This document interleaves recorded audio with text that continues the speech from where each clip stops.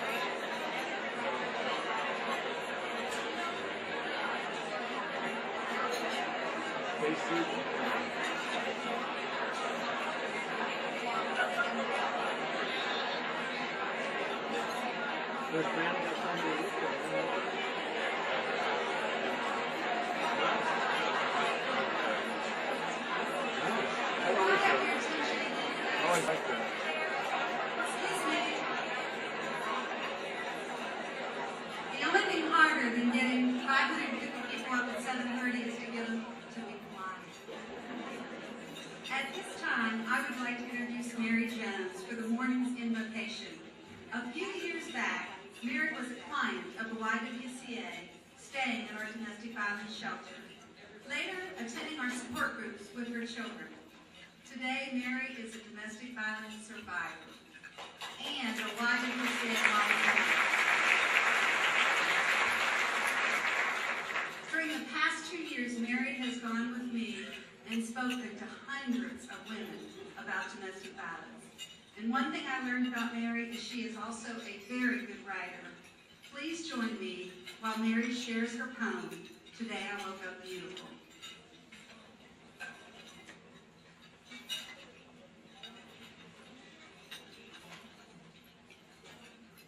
Good morning. Today I woke up beautiful. My eyes twinkled. I passed the mirror that once reflected an ugly girl. Skin too brown. Face and smile not perfect. The bone in my nose was smaller. Look at those bony arms. And where did those hips come from? That was yesterday. Today I woke up beautiful. Donning the perfect skin tone and textures, I stepped out onto the balcony, and God's gentle morning breeze brushes my body with its greeting. See my strong arms and full hips brace me as I lean over to water the morning glories that adorn the edges of my porch. My face smiles and my nose crinkles, just enough to be cute. Almost room for conceit as I reflect I am made in his image, made beautiful because of him. Today I woke up beautiful. The reflections of my mind were healthy and force-seeking, and for so long nothing good lay before me, beaten down by a journey that stripped me of passion and desire, chipping away at my very being. Who am I? Where am I? Did anybody see me? That was yesterday. Today I woke up beautiful. My soul said yes, as I thank the Lord for a new day. When once I wanted to be a forgotten me. Heartache, hardship, what seemed like misery at every turn. Why am I here? My existence meant nothing to anyone, even me. That was yesterday. Today I woke up beautiful. Renewed in my thinking, built up by his word, believing his promise to keep me in perfect peace.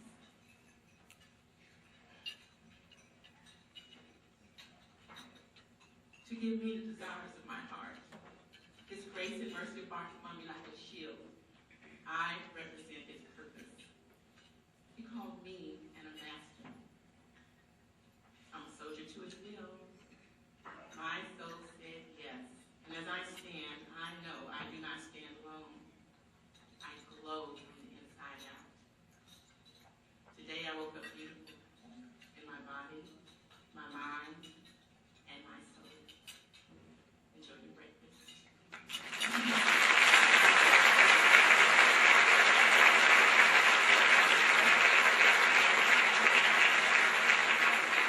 Thank you, Mary. That was absolutely beautiful.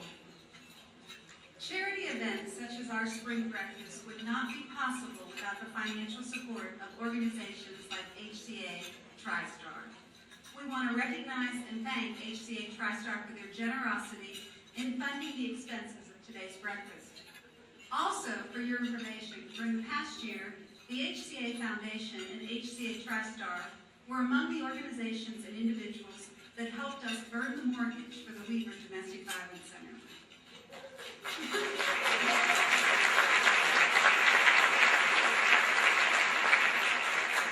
And our timing couldn't have been more perfect. The HCA Foundation has also given us funds to support our domestic violence program, and they supported our Academy of Women of Achievement. Please join me in watching a very brief public service announcement brought to us by HCA TriStar, reminding us of what our mothers taught us a long time ago. Guys, it's me, Mitchell Musso. We all know how easy it is to get messy, and gross stuff on our hands. Like doing chores at home, playing at school, and especially when you sneeze. Yeah, that's why it's important to always wash your hands. Germs can make you sick. So wash your hands whenever you can, and not just before you eat. And remember, clean hands are cool, so let's wash up. See ya. Check out more of Mitchell at cleanhandsandcoolhands.com. The first time I saw that, I wanted to send it to my 18-year-old son. You still remind him every day. In your bags that are on your table, there is the coolest little pocket hand sanitizer for your pocketbook or your office or your desk. So, again, we couldn't do this without HCA TriStar, and so I would just like everybody to join me in thanking Joey and Ed and HCA TriStar.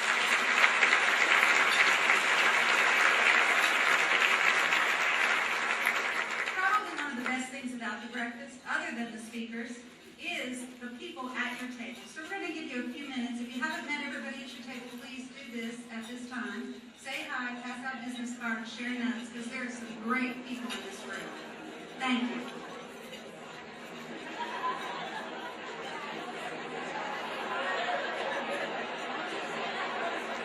I'd now like to recognize the breakfast chairs and two wonderful board members, Joey Annette, Administrator and COO of Women's Hospital at Centennial Medical Center, and Beverly Hedrick, Partner at Cleveland Consulting Group. Joey and Beverly, would you please stand?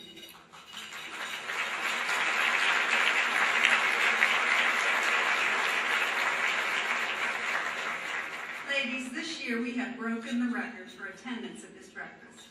You all rock. Thank you so much. And please,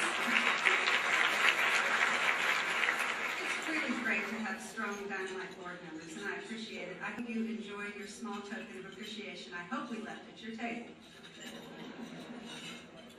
This is called the Breakfast of Champions because the women you'll meet today are just that. They are champions. But there are a few others here that I want to recognize. Our everyday champions who inspire all of us.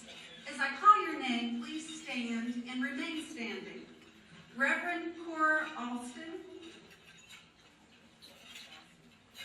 All right. Cora is a divorced mother too, founder of the Faith Church in East Nashville. She is known for always going the extra mile for women who are struggling. Hope Bennett, not only a champion, but a cancer survivor who used her illness to raise awareness and inspire others. Laurel Creech, founder of the Team Green and Tennessee Women in Green. She inspires others to be more involved in saving our environment. Harriet Caro and Kristen Taylor, champions of Perenity Nashville, a flower ministry serving individuals in hospice care and delivering more than 14,000 flower arrangements since 2004. Linda Manning, as a recently retired director of the Women's Center at Vanderbilt, Linda has conducted hundreds of trainings on gender equality and diversity, influencing generations of young women. Patricia McCall. Patricia has worked over 20 years as a mentor, teaching science, life skills, and Christian principles to young women. Ann Pruitt. Ann is the legal director and executive sponsor for Dell's Tennessee Women's Networking Group. Ann is a champion for all women, always encouraging them to do their best. Tracy Rode, a tireless advocate for women through her business as well as her work as chairman of the board for the Susan G. Komen Foundation. Susan Tucker, as the assistant director of victim services for the district attorney's office, Susan is the champion for those who no longer have a voice. Charlotte West. Charlotte's roles in both her sorority and the Minerva Foundation help young women succeed by building life skills and finding funds for higher education. Ladies, you have been invited here by your friends because they wanted to take this public opportunity to recognize you. You are a person who makes our community better every day. You work for what is right and good. We honor you and we respect you. Thank you very much for being here.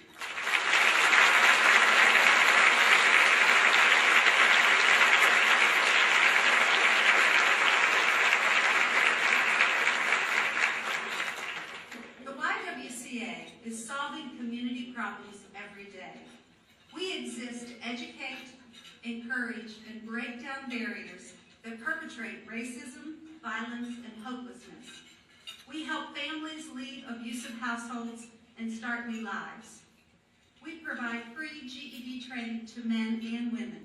We mentor middle school girls in some of Nashville's toughest schools.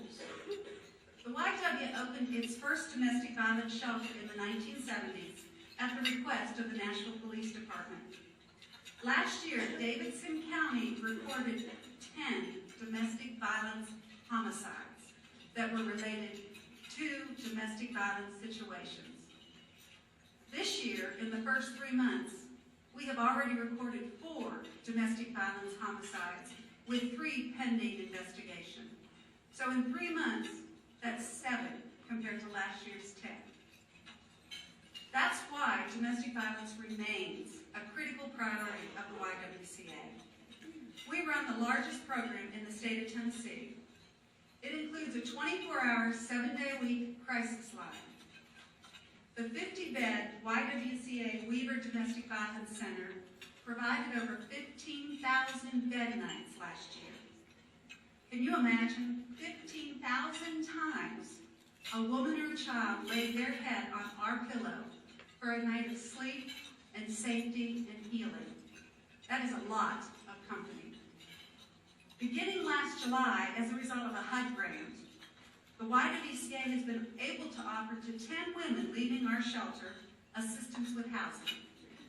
This transitional housing program offers shelter, rental assistance, support groups, counseling, as well as case management for 12 months. It requires that the women who stay in our transitional housing program remain drug-free, employed or in school, and that their children be in school.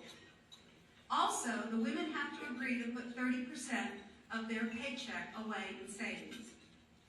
We have placed 10 women and 14 children in our program so far this year, and all families are experiencing success. Our first two speakers today are amazing women.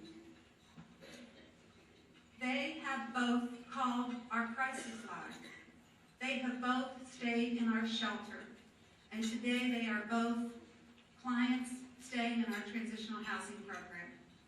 Please join me in welcoming our first speaker, Janae Bell.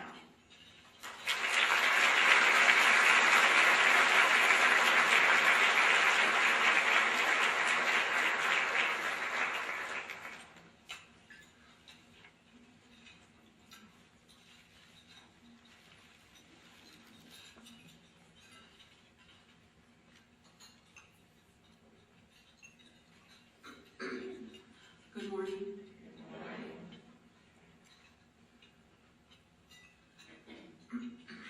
One morning last October, I watched the man that I had lived with for some years leave for work at 5 a.m. I woke my 14-year-old son, grabbed a few things, leaving most of my belongings and the life I knew behind.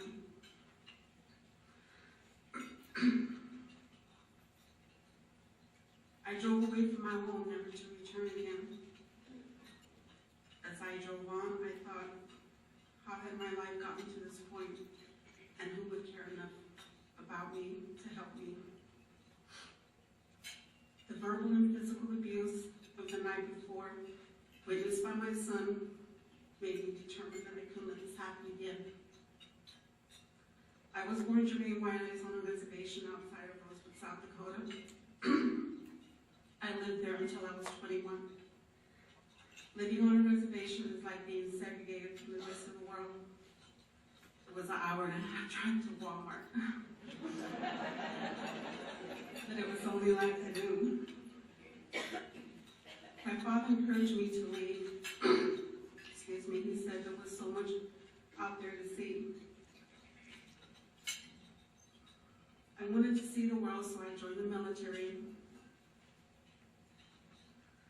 I served as a soldier in the United States Army for 10 years.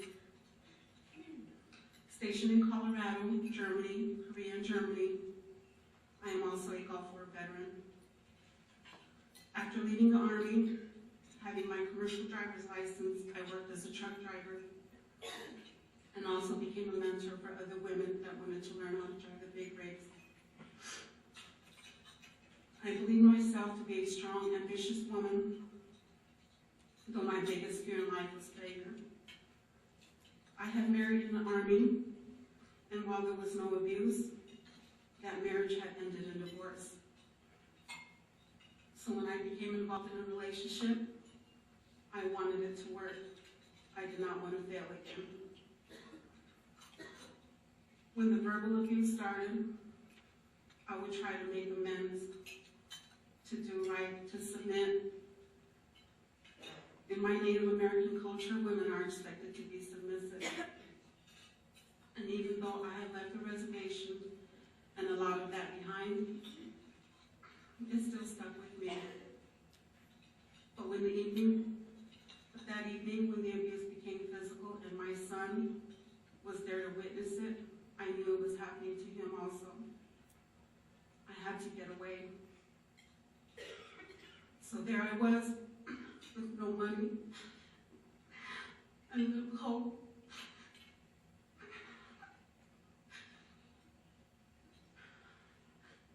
I called it the Weaver Domestic Violence Center.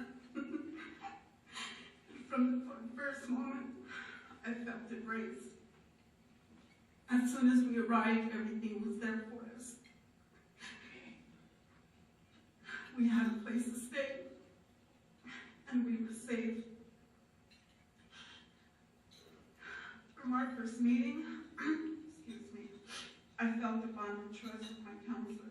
She was never judgmental and always encouraging. She heard me and accepted me for who I am. The support groups made me see that I was not alone. Within a few weeks, I got a truck driving job with FedEx. I began to thrive while living at the shelter, and the staff recognized my determination and work ethic.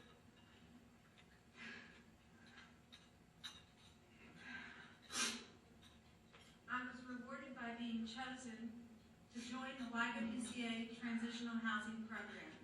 With the help of this program, my son and I were able to move into a home of our own.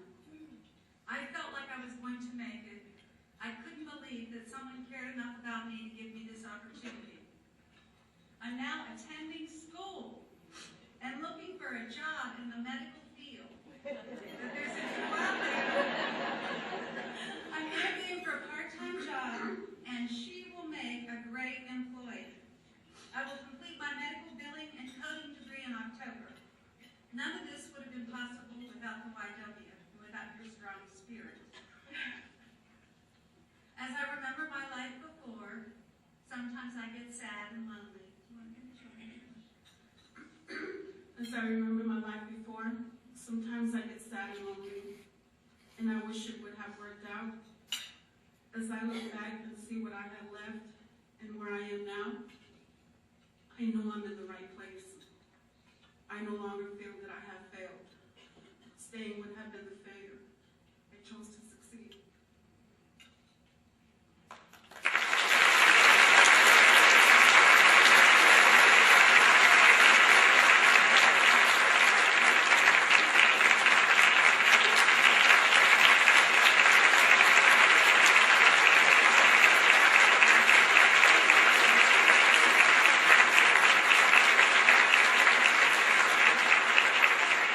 Thank you, Jermaine. What an incredibly strong woman. An American soldier who protected our country. Next, please welcome Lori Session.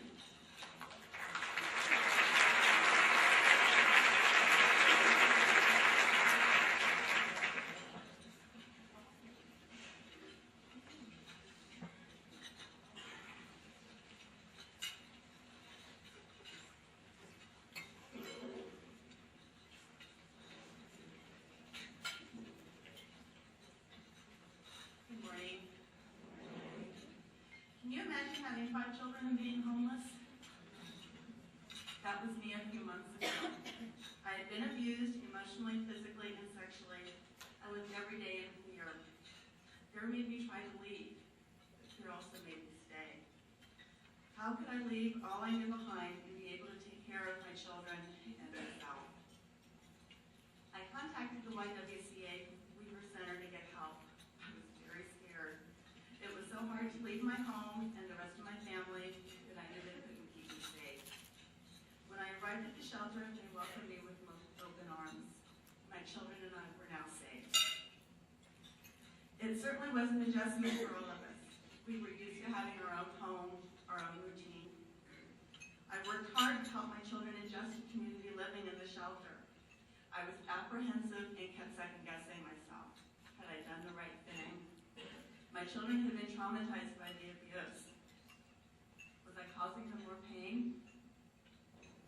The counseling my children and I received at the shelter was so important to getting us on the road to recovery.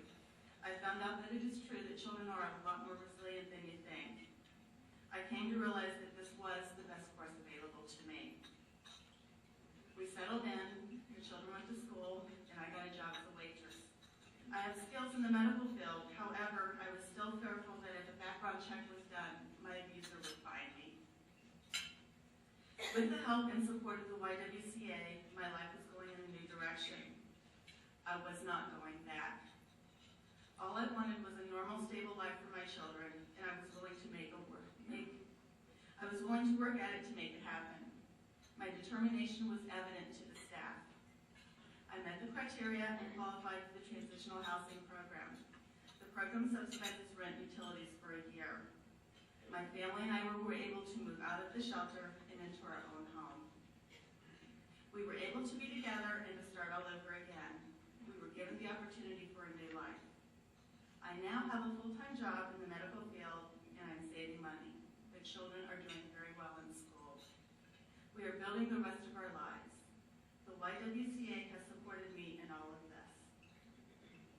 There will always be fear and memories of the past, but now, thanks to the YWCA, I am free. Free to watch my children grow up in a peaceful home with hopes and plans for a bright future. What more could a mother ask for? Thank you.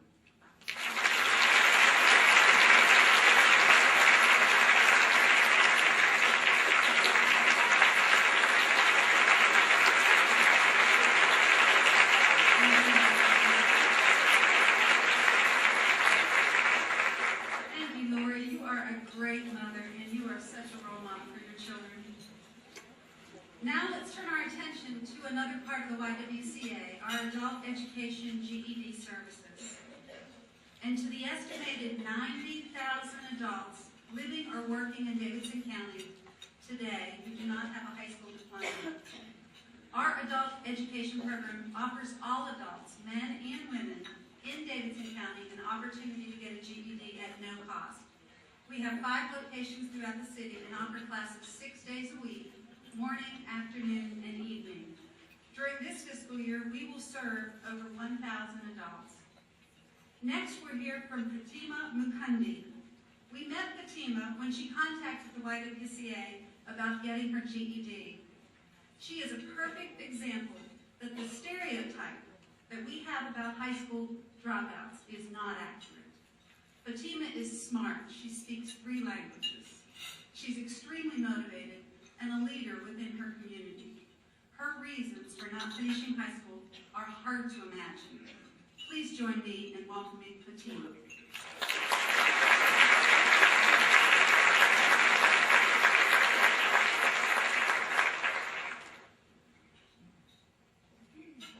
Good morning. It is a privilege to be here in America, to have wonderful opportunities, to have life, to hope, and a future. My name is Fatima Mukunde. I am from Rwanda, in Africa. In 1994, I was 15. I had a loving family and had financial means to go to school. And as most teenagers, I was carefree with little responsibilities. I loved school, looking forward to my future, finishing high school, going on to college, and having a career. In 1994, all this changed. My world, as I knew it, ended and will never be the same again. You may know of the tragedy of genocide that took place in my country in 1994. Beginning that April, and for the next 100 days, up to 800,000 Tutsis killed by Hutu militias using clubs and machetes. As many as 10,000 were killed each day. My parents and other family members were killed then too. Today is the 15th anniversary of that tragedy. My world, my love, my hope, my life, my future was gone. I felt I had died inside too, but I was alive, so were my brothers and sisters. I was shattered, but I knew I had to go on. I had to take care of what was left of my family. I went from a teenage girl who worried about nothing to a lost young woman who had to worry about everything. For 10 years, I lived each day doing what I must, trying to keep hope alive in my heart for a better future. School was no longer there for me. I had no means to pay, and I needed to work so we could survive. Life was hard. I had to do it, and I had to find a way. In 2004, I met some people who were filming a documentary about the genocide that had occurred in my country. With their help, I took steps to get a visa to come to the United States. And I had hoped to start a new life for myself, and where I will be able to help my family in Rwanda too. Arrangements were made for me to come to Nashville. Arrived at Nashville Airport, only to discover no one was there to meet me. Exhausted, after 2 days of traveling, and with $500 in my pocket, once again, I was alone. I will get a place to sleep for the night and figure out what to do tomorrow. My taxi driver turned out to be a blessing. An immigrant himself, he listened as I told him my situation. He drove me to a hotel, gave me his card, and said he would drive me where I wanted to go to the next day. The next day, with the aid of my cab driver, I found legal aid and applied for asylum, the right to stay here in the United States. The cab driver told me he had talked with his family and offered me a place to stay with them. And now I had hope. I took nothing for granted. I knew I now had opportunity to make a future. In a short time, I had a job, saved money, got an apartment, and I was granted asylum to stay in the United States. Soon, I will apply for citizenship. A few years passed as I worked hard taking care of myself and eventually my son. I continued to send money back to my family in Rwanda. I still had a dream to go to college, but everyday life and obligation made that seem unattainable. Seeing the sign about free GED classes at YWCA awakened my dream for me. I was happy to find that there was a place where people like me could come and study for free. I went to classes while working full-time as a caregiver, and I'm happy and proud to say that I passed my GED exam on January 13th.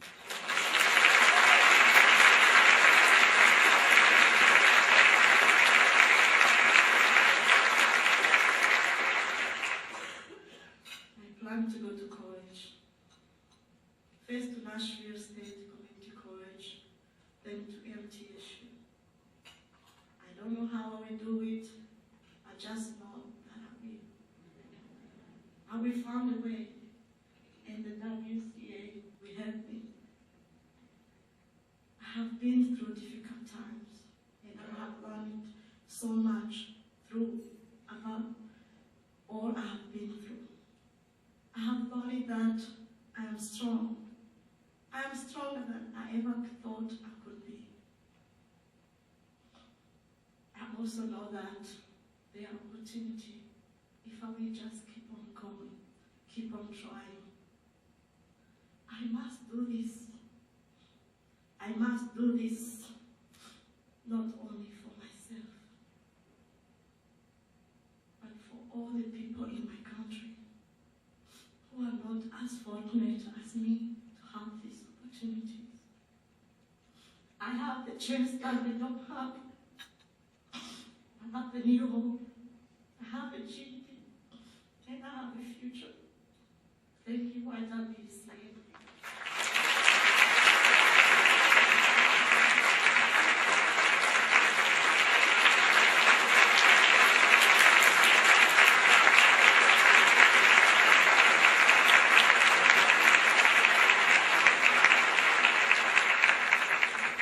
As you can imagine, it is hard to stand up here and tell your story. But Fatima, after we practiced this week, she actually thanked me and said that not only had the YWA helped her get a GED, but we helped her put her story in English so she could share it with others. You're welcome back when you graduate from college, and when you get that American citizenship, we are putting you up on this stage.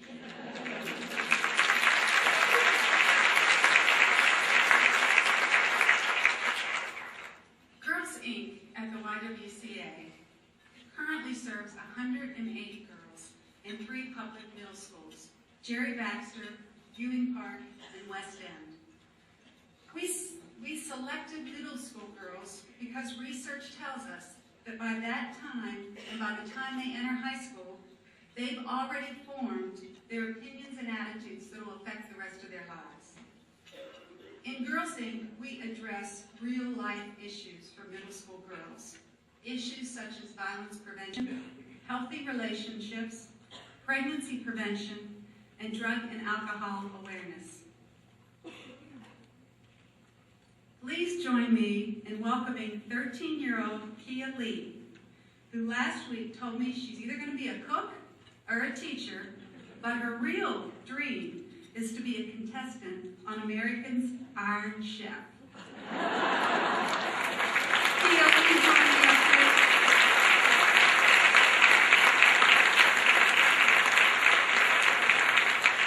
This is one amazing young woman.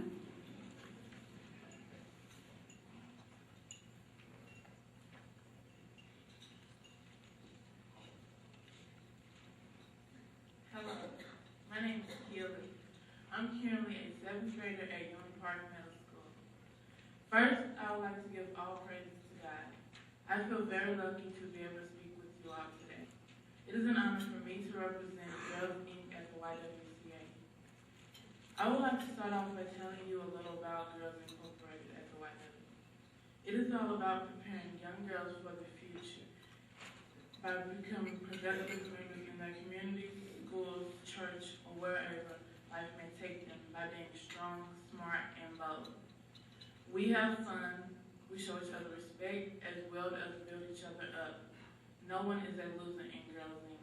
Everyone is equal. Everyone has the opportunity to express their feelings and just be themselves. Girls Inc. is all about preparing us for the future by teaching us how to make good and healthy decisions and taking healthy risks. I'm proud to say that I'm a Girls Inc. girl.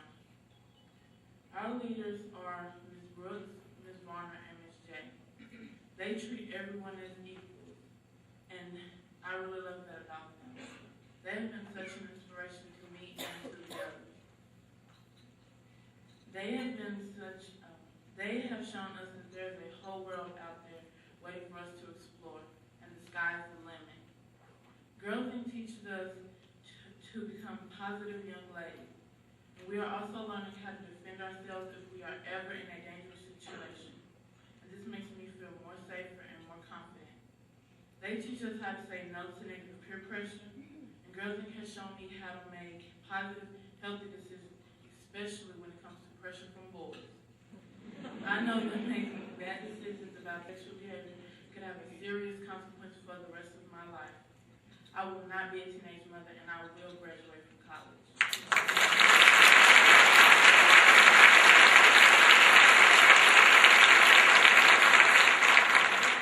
I have been much happier since I joined Girls Inc. because the last year has been a nightmare for my family. In February of 2008, we lost everything we had in a house fire, and it has been a battle for my parents to put our lives back together. But we are still not in our home, but we are thankful, and we are alive, and we are thankful for one another. My mom keeps us happy even though she's working very hard. She has a wonderful spirit and refuses to accept failure. My mom never said about anything, and she has the ability to turn just about anything into greatness. She says that's what God is using her for. I am grateful for not only my family, but also the Girls Inc. program for this joyous time in my life. I am very happy to have the opportunity to share what we do in Girls Inc. with you all today. In Girls Inc., we say a mantra to remind us that we are all very special, and I would like to do the same today. If you would all stand and repeat after me.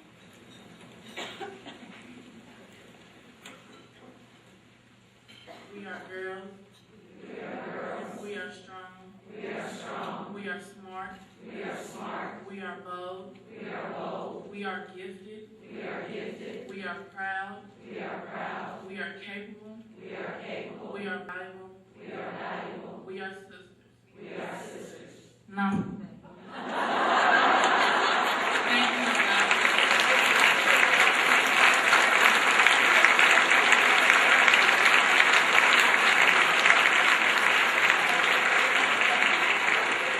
That was wonderful. Sorry about your head. Oh, strong, smart, and bold. What if my mother had said that to me? That's so exciting. And when you go to the schools and meet those young girls, I really think we alter their futures. Before we close and have one last speaker, I did want to recognize all the table hosts who are here today. If you'd stand. I'd also like to recognize our board members.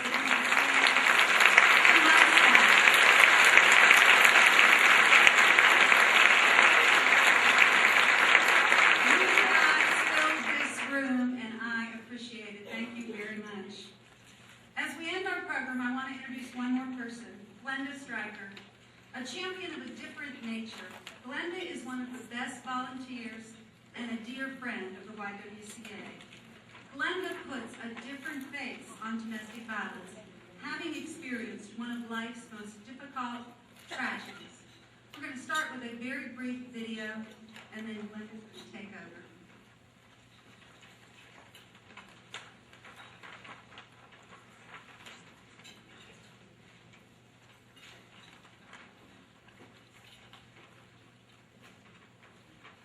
November 9th, 2007, my daughter was brutally murdered by her husband, and my life changed forever.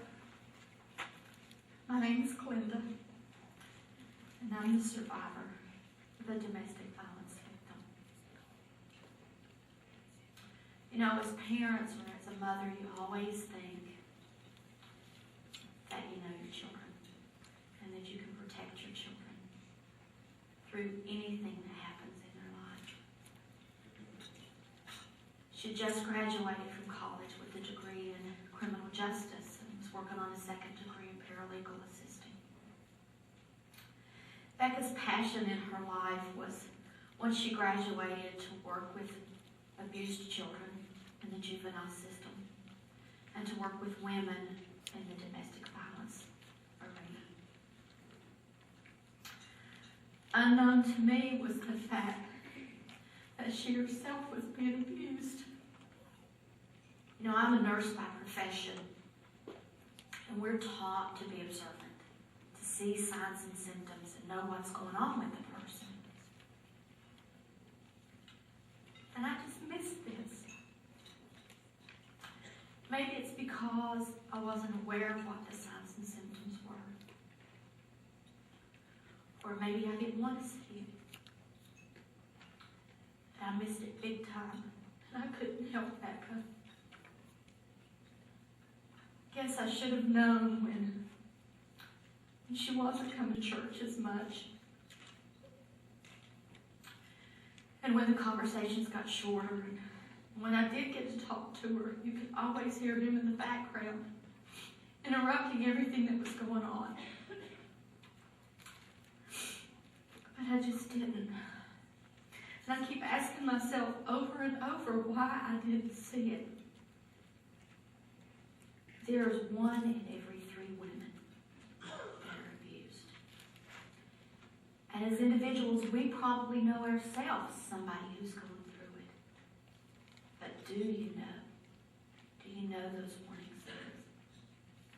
We need to be able and willing to speak up, to set examples, to get involved, and to support our YW. And whatever we can do to stop this vicious cycle of abuse, so that people like my Becca and other daughters and family members aren't the victim that's left behind.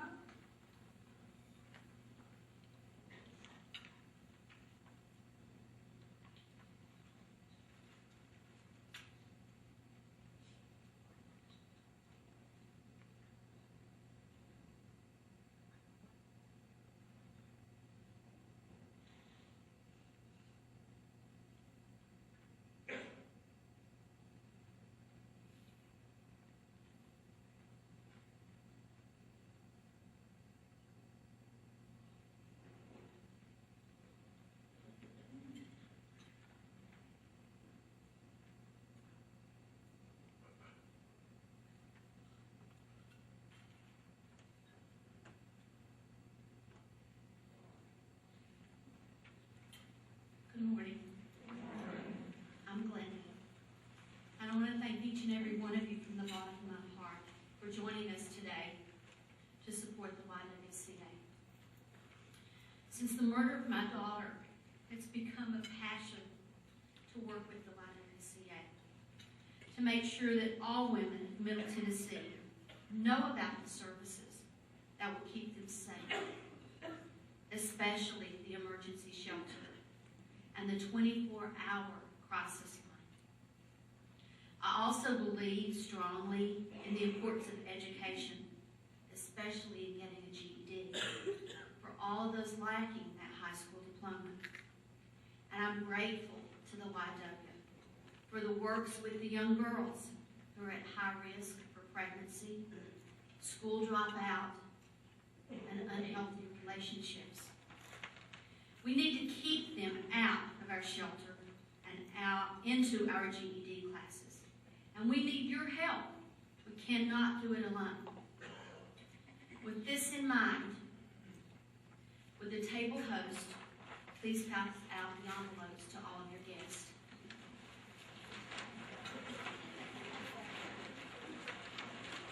If you'll take a few minutes and review the enclosed cards, today is an opportunity that each and every one of you in this room can make a difference. You know, it only costs $50 to provide emergency transportation for a family to come to the Weaver Center. Or $100 was purchase a night of safety and healing for any woman or child needing the shelter. And $500 will support the critical expenses of a GED student. We all realize how tough times are right now. But I want to ask you to please search your hearts and your wallets to make a contribution to these services that are so greatly needed. Give what you can, not only for yourself, but for anyone who may need the services of the YWCA. And again, thank you all so very much for being here and supporting our YWCA.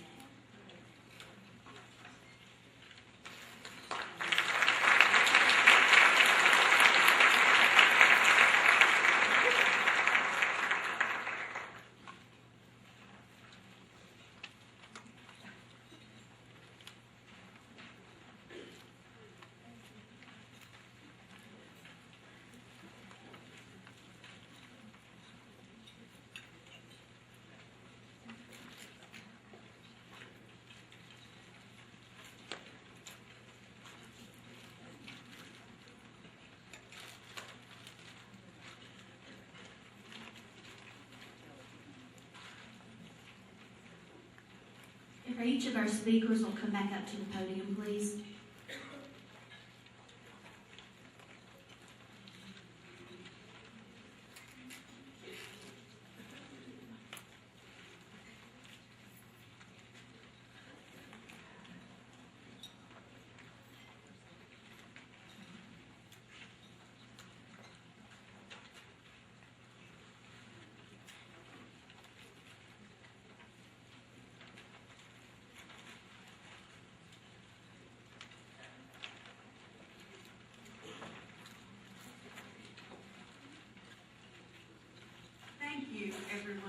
joining us this morning. We really appreciate this hour of your very busy lives. Please leave your envelopes on the table when you're finished, or hand them to a YWCA employee as you exit. Feel free to stay and drink coffee and visit, because as I mentioned, this room has a lot of dynamite individuals that I could stay all morning and talk to. Don't forget to take your gift bags that were on your chairs. And please be really safe going home and enjoy this beautiful spring weather. Thank you very much.